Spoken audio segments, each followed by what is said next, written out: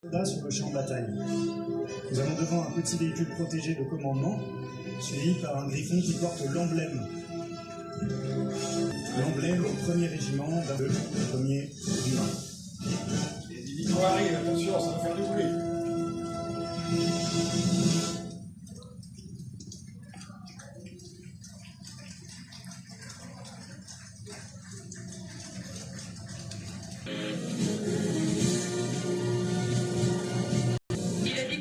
Il a dit quoi?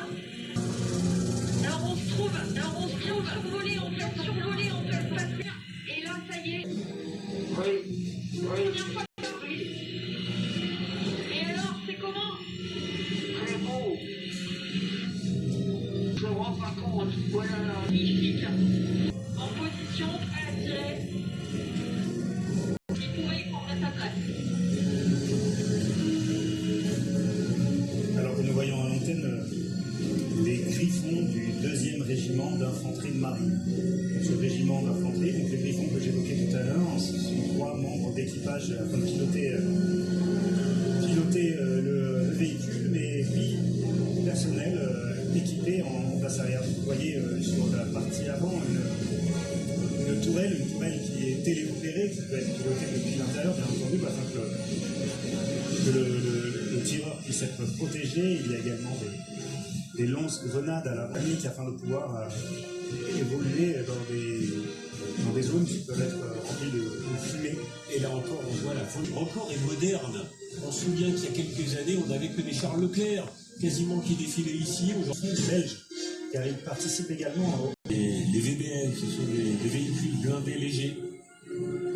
On voit ici à l'image. Exactement, le régiment d'infanterie char de marine. Là aussi, c'est une nouveauté de nos armées, avoir ce type d'appareil, de véhicule traditionnel. C'est un véhicule qu'on peut dire type roue canon. Donc à l'avant, on voyait bien le canon avec une belle image. Des roues mais pas de chenilles. Écoutez, vous n'entendez pas les chenilles des Charles Leclerc et vous ne voyez pas les pavés qui volent. Le plus décoré. Qui permet de tirer, qui n'était pas voulu par l'armée au départ. Ce sont des industries. Donc là, nous avons le canon César et maintenant on a pu voir le griffon MEPAC avec ce système de mortier à l'avant. Canon César qui sont déployés en Ukraine.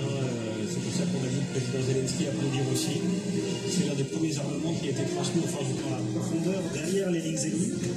Ces engins flottants, un Charles Leclerc pour pouvoir permettre cette. Alors que nous voyons arriver dorénavant le commandement de l'appui terrestre.